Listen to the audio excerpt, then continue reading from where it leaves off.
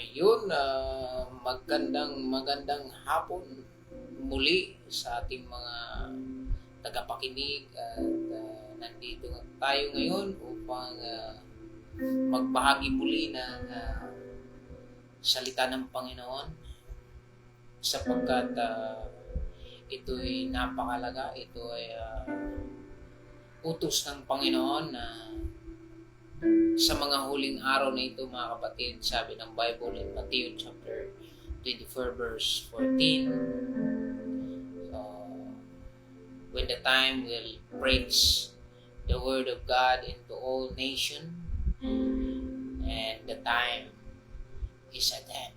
So, yung mga huling bagay na para tapos na itong mundong ito, mga kapatid, ay maibahagi ang salita ng Diyos sa buong mundo.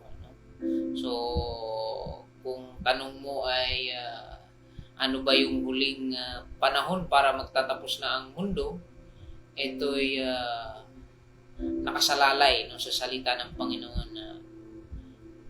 Sabi niya sa Matthew chapter 24 verse 14, when the word will preach to all nations, and the end shall be. So, tandaan natin, mga kapatid, na ang pagbabahagi ng salita ng Diyos, ito yung huling bagay na para matapos na ang buong mundo. Sabi ng Matthew chapter 24 verse 14, na when the word of God will preach to all nations in languages, tongues, tribes, so the end shall be. But before that, tandaan natin na sa Mateo 24 verse 7 to 14 na magaganap nga itong lindol, nagaganap na itong mga disease, the severe disease, and rumors of wars against nation, so kingdom versus kingdom, example, Russia versus Ukraine, Israel versus Iran, Palestine, and America. That is anong tawag dito, yung katotohanan o nagaganap, the fulfillment of the prophecy of the Bible that nation against nation, rumors of wars and diverse earthquake in diverse places. So nagaganap na po, mga kapatid, itong mga lindol, mga sakit, to prove that this is the beginning, and sa ating paningin na ito ngang digmaan ng Russia and Ukraine, America and Iran and Israel, this is the beginning of World War III, World War IV. But this war will be the end of the world. So makikita natin ngayon yung sit-up when you watching online and television and social media and news. Makikita natin yung sit-up of alliance, of nation against nation, communist alliance, and Democrat alliance. So that is the setup of nation against nation, wars against not allied country. So that is the beginning of war. Sabi ng Bible that you heard earthquake, diverse of wars against nation, against kingdom, kingdom versus kingdom. So that is the beginning of the fulfillment of the prophecy of the Bible, which written of Matthew, in book of chapter 24 verse 4 to 14, mga kapatid. So, but today we share to you the great news about the Lord Jesus Christ. Bago yan, binabati natin ang ating mga tagapakinig mula dito sa Manila hanggang sa Mindanao, sa aking mga kababayan dyan sa may Sarangani Province, George Santos City, Davao City, at maging dito sa mga kaigsunan nato sa Sugbo, sa Cebu, o diri sa kauluhan sa Maynila, mga kaigsunan, mayong buntag o buntag diri sa pagpati diri sa kauluhan buntag, no? But sa ato karon hapon na, ngayong hapon sa ato mga kaigsunan diya sa may Sugbo. Sa unang panahon gitawag og Sugbo, apan karon gitawag og Cebu, no? The land of Cebuanos, no? But mga kapatid, I want to share with you the most important things or the most important news today.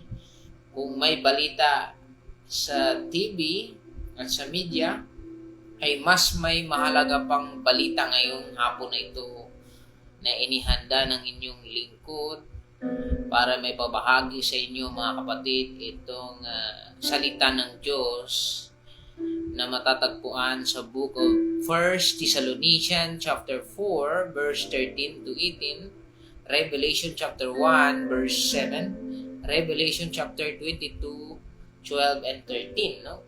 So dito sa mga isinulat ng mga dakilang apostol, no, itong salita ng Panginoon, mga kapatid, sa 1 Thessalonians chapter 4 verse 13 to 18, dito natin makikita yung napakahalagang balita patungkol sa mga believers, no? When you are the followers of the Lord Jesus Christ, you have great news today, which is the hope of the believers, and we call this the second coming of the Lord Jesus Christ and the rapture of the believers, no? Gusto kong i-emphasize na the rapture of the believers, the faithful believers, no? Sabi ng title natin, the second coming of Jesus Christ and the rapture of the faithful believers. No, ibig sabihin, this second coming or tinatawag nilang the rapture, yung pag-agaw ng isang iglap na mawawala itong mga Christian or the followers of the Lord Jesus Christ, ito po ay talagang mangyayari, at sapagkat ito po ay nakasulat sa kasulatan dito sa book of Thessalonians chapter 4 verse 13 to 18 na kukunin nga ng Diyos ang lahat ng mga tagasunod na Jesus na patuloy na nananampalataya sa Kanya, mga kapatid. Basahin natin ang patungkol sa pagbabalik ng Diyos at ang pagkuha ng Diyos ng mga tupa niya. Ibig sabihin, we are the sheep and He is the shepherd. So, talagang magaganap na kukunin ng Diyos ang Kanyang mga anak, no?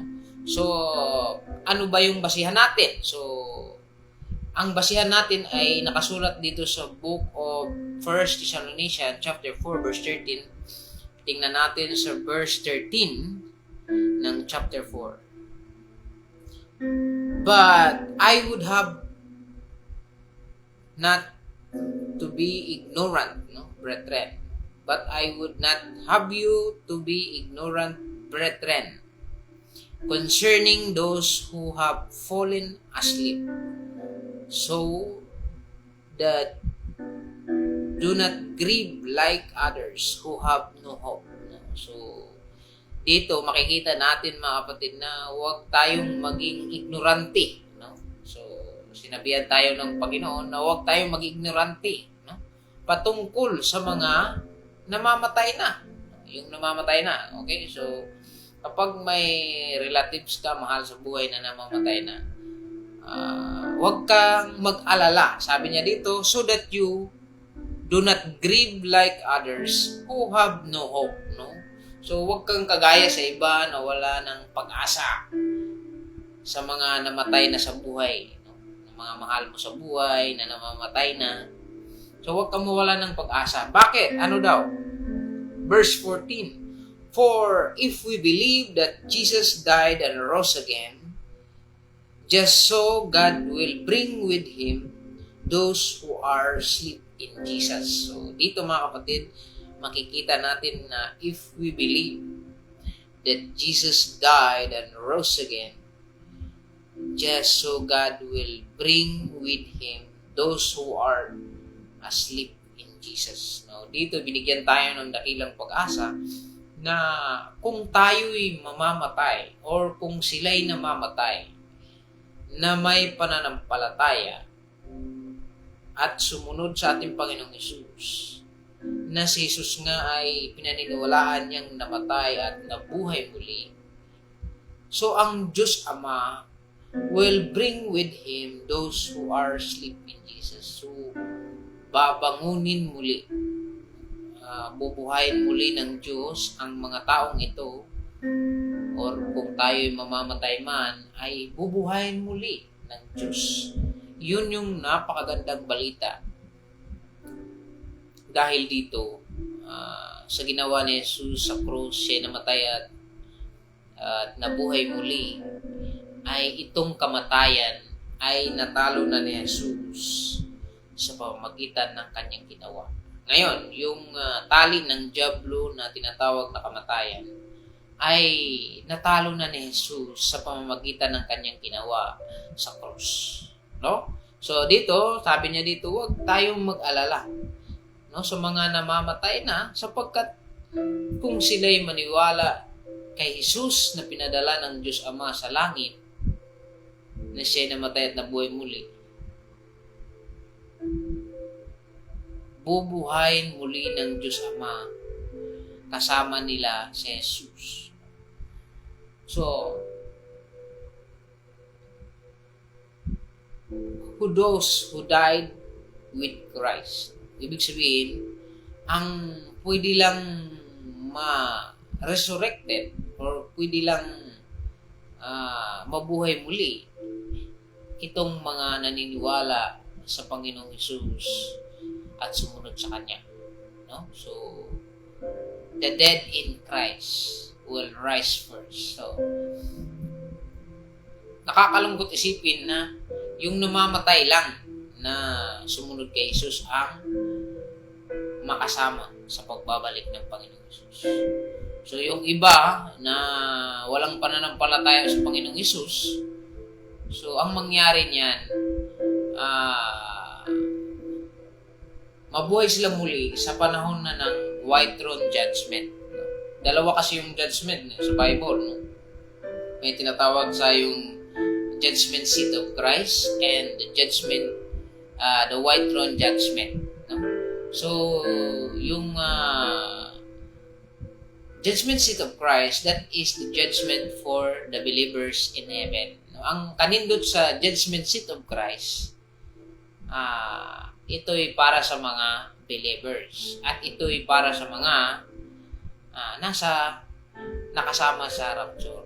Doon sa rapture, pagdating sa langit, may tinatawag na recognition day, no? Or tinatawag itong judgment seat of Christ, or pinaniniwalaan ng mga theologian na ito ay tinatawag na awarding ceremony.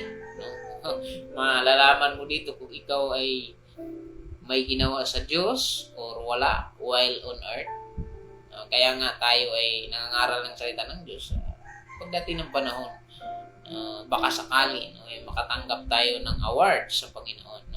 So, kung may award man sa mundo lang yan, hindi madadala sa langit. Ngunit ang napakagandang award ay mabigyan ka doon, no, sa awarding ceremony ng Panginoon sa langit. Yun ang ating hangarin.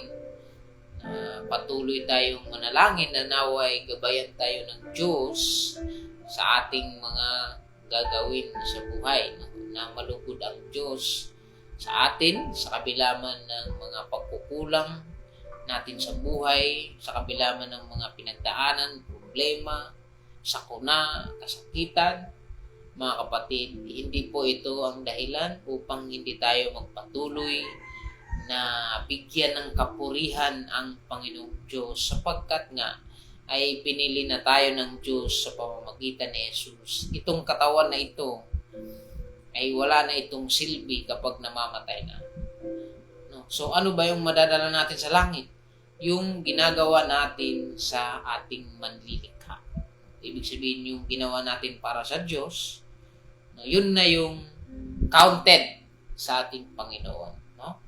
So, verse 15, "For this we tell you by the word of the Lord, that we who are alive and remain until the coming of the Lord will not precede to those who have fallen asleep." No? So, diri makaigsunan, giingnan ta nga pinaagi sa pulong sa Ginoo nga kung mubalik ang Diyos, kapag babalik ang Diyos dito sa mundo, ay yung mga namamatay na naniniwala or yung mga example, yung pastor na mamatay pagbalik ni Jesus or lahat ng mga believers namatay na, bubuhayin sila ni Jesus muli. At tayo namang mga buhay. Sabi ng verse 15, "For this we tell you by the word of the Lord, that we who are alive and remain until the coming of the Lord will not precede to those who have fallen asleep." So, hindi tayo muna ang kukunin ng Diyos. So, buhayin muna yung mga patay na mga Christian at tayo namang mga buhay na sa pagdating ni Jesus, or example ngayon, ikaw ay tagasunod ni Jesus. So, pagdating niya, bubuhayin muna yung mga Christian na namamatay doon sa libingan for the rapture. No? Tapos, tayo namang mga buhay ay, sabi niya, kukunin ng Diyos. So, we are in book of 1 Thessalonians chapter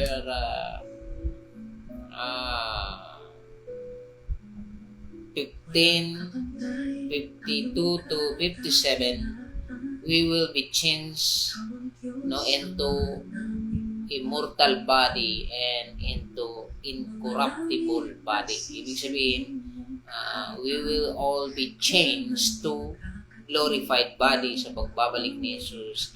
Ito ngang mga faithful believers or mga Christian na mga totoo na sumunod sa ating Panginoong Jesus. So, ganun ang mangyari mga kapatid, no?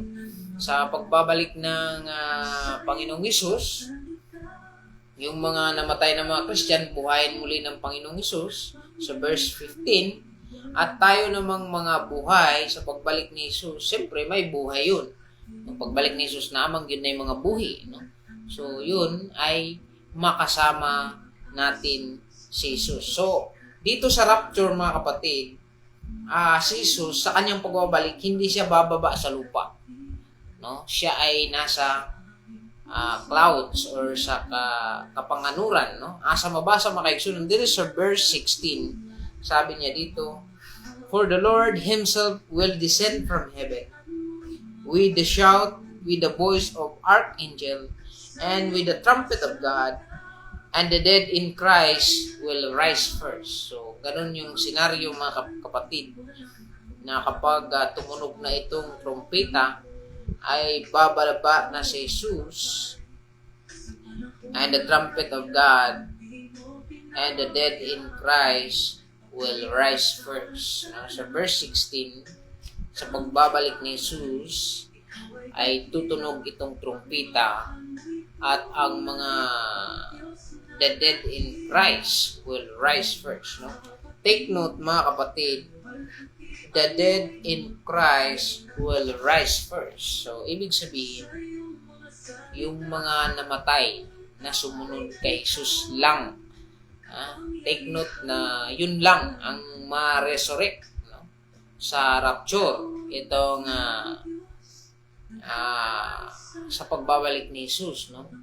So, si Jesus ay hindi siya bababa muna sa lupa, sapagkat nga itong rapture ay si Jesus ay nasa kalawakan, no? Siya ay naghihintay sa kalawakan. At ito'y patunayan natin dito sa 1 Thessalonians chapter 4 verse 17. Basahin natin. "Then we who are alive and remain, we will be caught up. O, ito na yung tinatawag na rapture sa verse 17. Then we who are alive and remain will be caught up together with them in the clouds. In the clouds, no? Take note, in the clouds to meet the Lord in the air, no? So yun yung sinasabi ko kanina na si Jesus ay hindi muna aapak sa lupa sapagkat ito nga ay sinundo lang tayo or kukunin yung mga believers. Caught up, no? We will be caught up together with them, no? Yung mga patay na mga Christian, with them, kasama natin sila in the clouds to meet the Lord in the air.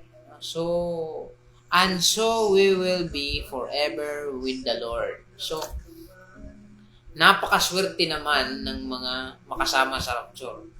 Why? Because we will be forever with the Lord. No? So kapag nakasama ka sa rapture, ikaw ay napakaswerte na tao sa buong mundo. Sapagkat sabi nga dito, then we who are alive and remain will be caught up together with them in the clouds. So caught up, yun ang tinatawag na rapture, yung pag-agaw or pagkawala ng mga Christian. Ito'y nasusulat sa 1 Thessalonians chapter 15 verse 52 to 57 that in a twinkling of an eye, no? In a twinkling of an eye, we shall be changed. So, yung rapture ay kagaya ng isang pilik mata, ano? Isang pilik mata, ganun. So, mabilis mga kapatid, itong rapture, no? Yung pagbabalik ng Diyos ay napakabilis itong rapture na magaganap sa ating kapanahunan ngayon, no? So, yung rapture o yung pagkuha ng Diyos sa lahat ng mga tupa niya ay napaka gandang event sa buhay ng mga tagasunod ni Jesus, no? So, yung mga namatay na, no? In verse 16, sabi niya sa 1 Thessalonians chapter 4 verse 16 that the dead in Christ will rise first. Yung mga Christian na namamatay ay bubuhayin muli ng Diyos. At tayo namang mga buhay ay makasama sa kanila. Sa verse 17, we will be caught up together with them in the clouds to meet the Lord in the air. Take note, saan ang Panginoon? To meet the Lord in the air. No? So verse 17, that we will meet the Lord Jesus in the air, and so we will be forever with the Lord. No? Napakaganda mga kapatid na kapag tayo'y tagasunod ni Jesus, hindi sa kung ano-ano ang sinusunod natin, si Jesus lang, ay may pag-asa tayong makasama sa rapture. We are candidate for the rapture. Sapagkat sinabi dito na ang lahat ng mga tagasunod ni Jesus or ang mga tupa niya ay kukunin ng Diyos. Kasama natin yung mga Christian na namatay at bubuhay ni Jesus ngayon. Yung mga namamatay na may pananampalataya sa Panginoong Jesus, bubuhay niya ngayon. And we will be together with them in the clouds to meet the Lord in the air. So, klaro na yung Panginoong Hesus ay nasa kalawakan. At we will meet them in the clouds to meet the Lord in the air. So, klaro yun mga kapatid, ha? So, ang kagandahan dito, and so we will be forever with the Lord. So, kapag nakasama ka na sa rapture, forever ka na makasama sa Panginoon. For the rest of your life, you are enjoying to serve the Lord Jesus to the end of your life.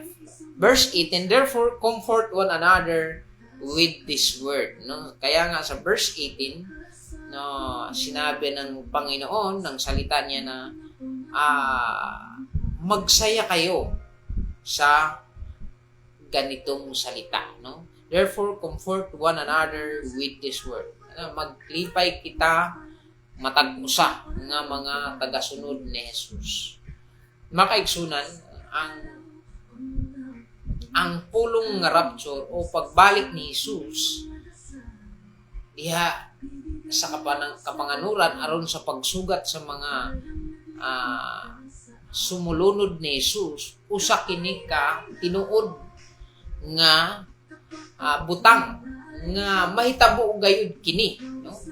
So kung doon na kitay mahal sa kinabuhi nga nahanaw na apan doon na siya dako nga pagsalig kang Jesus, nangalagad siya bago siya namatay, nagasimba siya kay Jesus bago siya namatay, magkita kamo, no? So ingon manggod diri sa verse 16 sa 1 Thessalonians chapter 4 verse 16, for the Lord himself will descend from heaven with the shout, with the voice of archangel, and the trumpet of God, and the dead in Christ will rise first. So, katong mga mahal ninyo sa kinabuhi nga nahanaw na, buhion sa Ginoo, no? And the dead in Christ will rise first.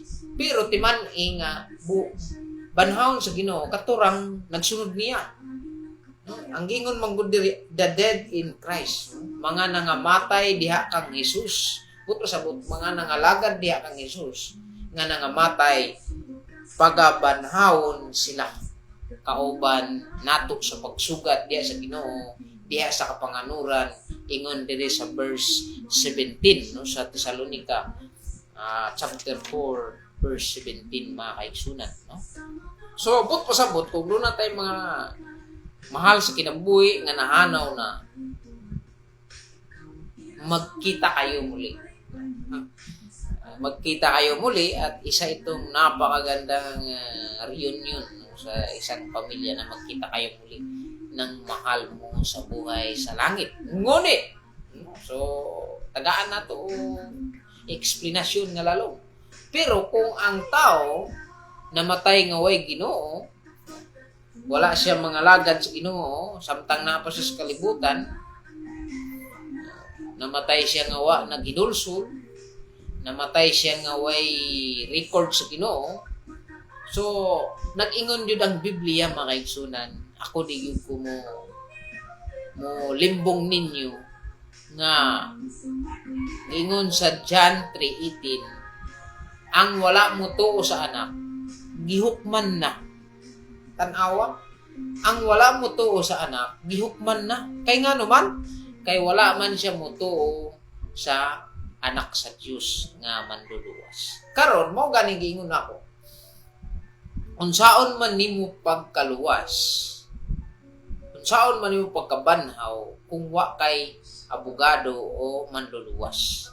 So ang ginganlan nga manluluwas sa Biblia, ang pangalang Jesus raman, ug siya ra po'y gipadala sa kalibutan sa Amahan aron kita luwason, mga kaigsunan, gikan sa kamatayon o gikan sa silot nga gitawag og impierno. Dili kita makalingkawas sa kamatayon ug sa impierno kung wala kitay manluluwas nga atong saligan nga gitawag nato og lawyer, abogado, mga kaigsunan, nga si Jesus. So ing ana, mga kaigsunan, ang dako kayo nga problema karon kung ang atong gituuhan lahi, no? Wala na subay diha kang Jesus. Kung ang atong gisimba dili si Jesus, gawas kang Jesus, mali kini, mga kaigsunan.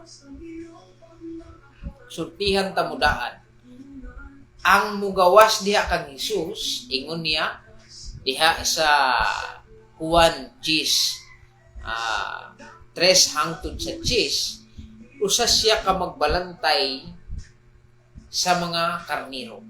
Ang mugawas sa iyang kural muadto gayud sa impierno, no? Ingon niya dito nga ang mo agi sa mga pader, muambak ng biskulungan, wala siya moagi diya sa purtahan nga nagingon si Jesus, ako ang purtahan, ako ang tigbantay sa mga karniro. Ang mo agi sa akong purtahan, mora gyud to ang makasulod sa gingharian sa langit. O katong mga musibat-sibat dito sa mga pader, dito gid sila mahulog sa nagdilaab nga kalayo nga mawang impyerno. Makaigsunan, gusto na ko nga prangka kong istorya ninyo nga kung i-reject gyud nato si Jesus sa atong kinabuhi, usa kini kadako nga dilubyo sa imong kinabuhi. At least gisultihan ta mo makaigsunan nga if you reject the Savior, wa jud kay abogado atubangan sa Ginoo. Wa jud kay abogado atubangan sa hukmanan sa Ginoo. Kay ngano man, mao ganing gipadala niya ang iyang usa ka anak aron nga kita dunay manlalaban atubangan sa Dios nga mga. No? So, in 1 Corinthians chapter 5 verse 21, he is sinless.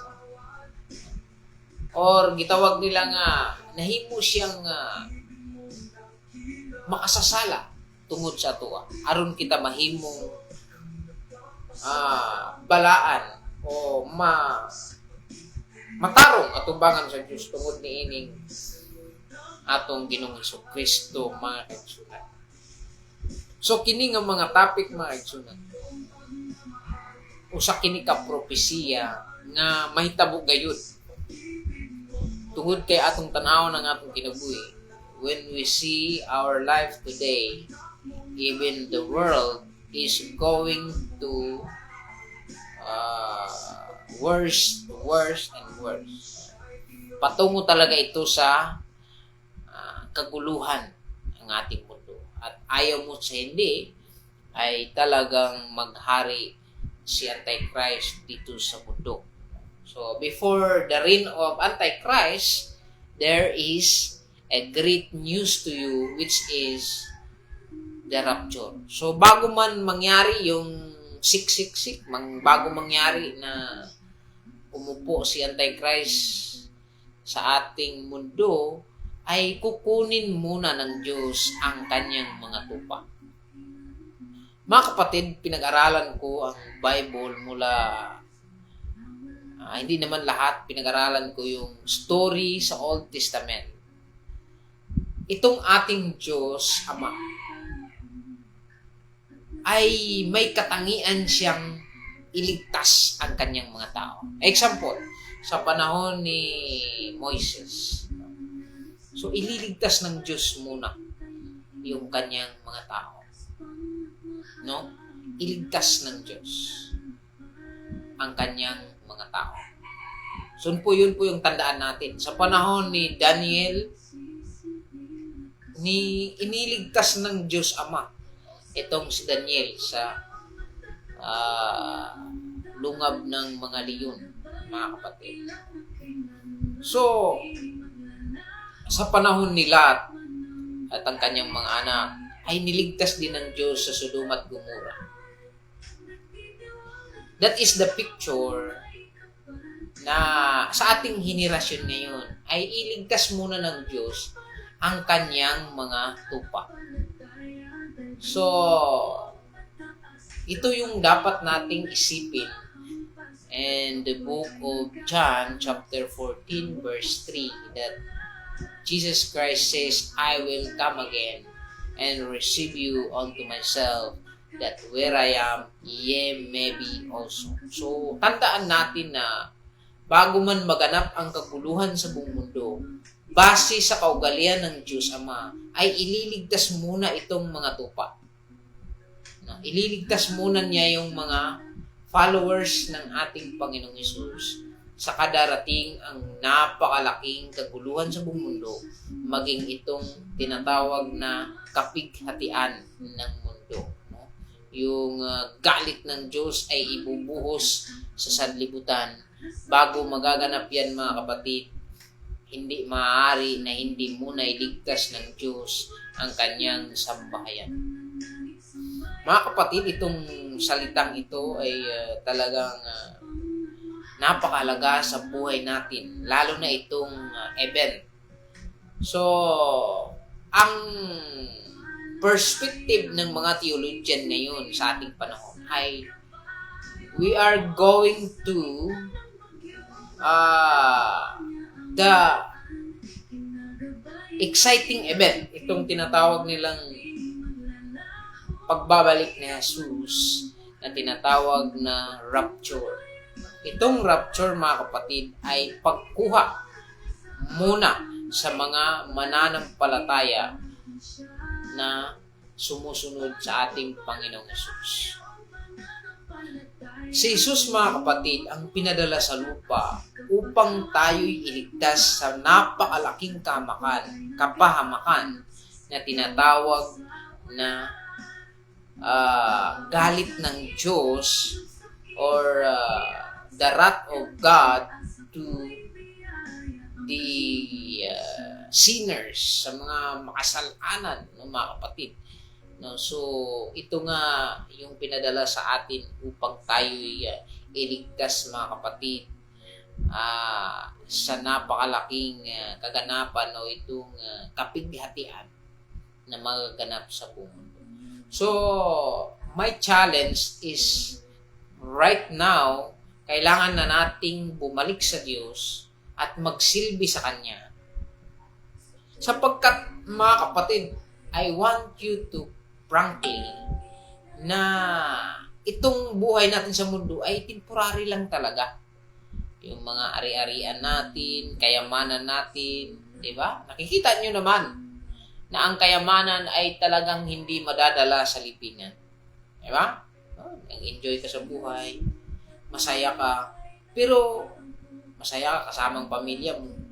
Pero yung tinatawag na sa panahon na may mangyayari na mawala ka na sa mundo, ano ba yung nagawa mo sa Diyos? Kung ikaw ay mayaman, katulad ng mga nakikita natin sa politics, or yung napakayaman na kontraktor na nakita natin sa social media, ano ba yung maipagmalaki niya sa Panginoon sa pagdating ng panahon? Ito ba'y ginamit niya para lang sa Kanya? No? So, invalid po yun, mga kapatid. Ang tanging madadala ng isang tao, sabi ng Bible, ang kanyang kayamanan ay sa kabila ng kanyang kasiyahan sa buhay, dapat may gagawin siya para sa Panginoon. No? So, kagaya ni Job, isa siyang mayaman, nagpagamit siya sa Panginoon. No? Yung kayamanan niya, ginamit niya sa Panginoon. Sapagkat ito nga yung dapat tamang gawin ng isang mayaman. Kagaya nakita natin sa TV, yung kontraktor na napakaraming sasakyan. Ngunit ang mga Pilipino ay nagdusa, nalulubog, nagbike.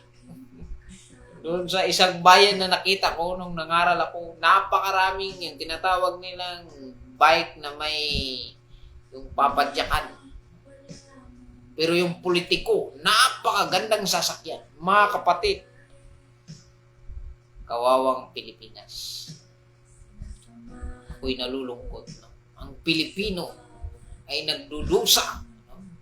Sa pamamagitan ng bike lamang. No? Yung bike niya parang gutay-gutay na. No? So yung bayan na yun ay napaka-kurap ng mga opisyal, mga kapatid. Nagsasakyan, napakaraming sasakyan. Ngunit yung kanilang mga kababayan, nakabike lang na puro mga yung parang nasisira na, ano? Kawawa talaga. So, ganun yung tao kapag siya ay nakaupo na walang pagmamahal sa kapwa, ay talagang ang iniisip niyan ay ang kanyang sarili. Ngunit, sabi ng Bible, the book of works and the book of life. When you receive Christ, you have a book of life. When you receive Christ and doing good works, ay nasusulat po yun sa Panginoon. Yeah, I challenge you, if you are rich, try to invest to the work of the Lord. Laan ka ng kayamanan mo para sa Panginoon. Sapagkat sabi ng Panginoon, ang kayamanan sa langit ay hindi nananakaw Sapagkat record natin yun. No? Kapag ikay mayaman, katulad ng mga Biskaya, doon sa TV, nakita nyo yung napakarami sasakyan. Kung gagamitin nila ang kanilang kayamanan para sa Panginoon, or hindi man lahat, kahit kunti lang, at least, yung pera na yun ay gagamitin sa gawain ng Panginoon. Record niya yun. Hindi ko record yun. For example, mag-donate siya sa atin, o tayo ng simbahan dyan, o saan man ang lalagyan ng simbahan sa mga taong walang church, o tayo ka dyan. Record niya yun. Record mo yun. O, sa akin, nagbabahagi ako ng salita ng Panginoon. Record ko sa Panginoon to. Nakasulat yan doon. No? Sa Revelation na tinatawag na Book of Life and the Book of Works. Pero bago yun, kailangan registered muna tayo sa Panginoong Hesus. Tanggapin muna natin si Hesus. Susunod tayo sa Kanya. At kung may gagawin tayong mabuti, ialay natin sa ating Panginoong Hesus. At ito ay valid. Kung kayo ay mayaman, pag kayo may card, or credit card, or cards, mga ATM, pag invalid yung number, hindi talaga lalabas yung pera. Sa Panginoon, ganun din. Kapag gumawa ka ng tama at wala ka sa Panginoon, invalid yun. Dapat, you must register yourself in Christ, tanggapin muna si Jesus, at sumunod sa Kanya, sabihin mo, itong gagawin ko, Panginoon. Tutulong ako sa gawain ng Panginoon. Panginoon, sabi ni Zacchaeus, 3/4 or 1/2 of my mahigit sa kalahati, itong kayamanan ko ay ibabalik ko sa mga dukha. Sabi niya sa Panginoong Jesus. Bakit? Ano ba yung ni Zacchaeus? Mayaman siya. Gusto niya magkaroon ng record sa Panginoong Jesus. So, darating ng panahon, ay makinabangan niya ito at may pagmalaki niya, Panginoon, ito yung ginawa ko para sa. Sana ganun yung mindset natin, mga kapatid. Gagawin mo yun para sa Panginoon at magkaroon ka ng record sa Kanya. At balang araw ay sasabihin ng Panginoon, come to my kingdom, thou good and faithful servant. Mga kapatid, ang lahat ng bagay na binigay sa atin ng Diyos ay may purpose. Maybe you are talented, ano man yung talent na binigay ng Diyos sa'yo, ay sana gagamitin mo ito sa kaluwalhatian ng Panginoon.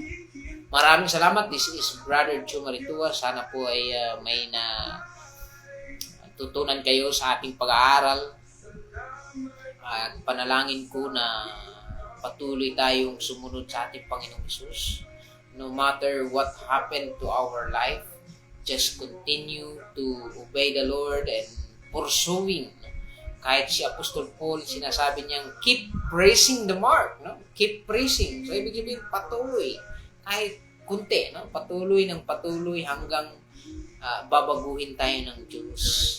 Siya yung magbago sa atin sa pamamagitan ng banal na Espiritu, babaguhin tayo at yung puso natin ay papalitan ng Diyos ng mabuting puso. Mga kapatid, huwag po tayong masyadong mag-alala sa ating buhay. Ibigay natin sa Panginoon ang lahat ng alalahanin, ano man ang problema natin ngayon, mga kapatid. Isa pa sa Diyos natin ito. Hindi natin ang alam ang buhay ng tao, talagang Diyos lang ang nakakaalam. Kung may problema man tayo, ay ibigay natin sa Diyos. Kung may mga bagay na hindi natin kayang resolbahin, manalangin tayo sa Panginoon. Panginoon, nawa itong aking kalagayan ngayon ay bigyan mo ng solusyon. O, hindi ko kayang resolbahin. Panginoon, ikaw ang gumawa ng paraan at gamitin mo ako para sa iyong kalulatian. Ganun yung buhay natin, mga kapatid. Sabi nga ng mga theologian sa Bible, kapag tayo sumunod sa Diyos, araw-araw ay nakadama tayo ng mga encounter, mga problema sa buhay. Ganito talaga ang buhay natin. Ngunit, dyan lang ba tayo? O kung may problema, dyan lang ba tayo? Magpakamatay na tayo? No? Dami natin nakikita na news sa TV, sa media na nagpakamatay sa kanyang sarili, yung tinatawag na bigti. No? Hindi kasi ganyan ang buhay ng tao. May problema tayo. Pero, sabi ng Panginoon, sa pamamagitan ng pag-ibig ng Panginoong Hesus, ay huwag mong wakasan ang iyong buhay. Sapagkat ang buhay natin ay daraan tayo sa tinatawag na mga processing life. Proseso ang buhay ng tao. Hindi natin alam bakit tayo nakaranas ng ganitong mga bagay suliranin. Ito po yung test ng Panginoon sa atin. Kung magpatuloy pa ba tayo sa pagsunod sa Kanya. Kung patuloy tayo, yung problema mo, sabi mo, Lord, ibigay ko to sa iyo. Sana bigyan mo ako ng solusyon. Hindi na ako magpakamatay. No? So, gagawa ang Diyos ngayon ng paraan para sa iyo. Sapagkat hindi ka nga sumuko. Maybe it is the test of the Lord or a persecution of the enemy, which is the devil. No? So, iba yung test, iba yung temptation. Yung temptation naman ay galing sa diablo. Yung test ay sa Panginoon. Tinitest yung pananampalataya. Mga kapatid, kung may problema man na hindi masusolve ng kaibigan, pamilya, o sarili mo, ang problemang ito ay ibigay mo sa Diyos. Sapagkat napakapangyarihan ng Diyos, even the time of Daniel na ilagay na siya doon sa lagayan ng mga leon. Talagang imagine, napaka-challenge. Mga kapatid, nakakatakot na ilagay ka doon sa napakaraming leon. Sa pamamagitan noon, hindi siya sumuko sa Panginoon. Gumalaw ang Diyos sa panahong yun na napakahirap na ilagay ka doon sa lagayan ng mga leon. Ngunit sa mga time na yun ay gumalaw ang Diyos. He shut up the mouth of a lion. At itong mga leon ay hindi nila kinain si Daniel. To prove that when we are in challenging life, there is a God who is working with us. Sa panahon ni Shadrach, Meshach, Abednego, nilagay sila doon sa 7 times of furnace fire. 7 beses na napakainit, mga kapatid. Ngunit, niligtas sila ng Panginoon sa kanilang suliranin na napakadelikado sa panahon na yun.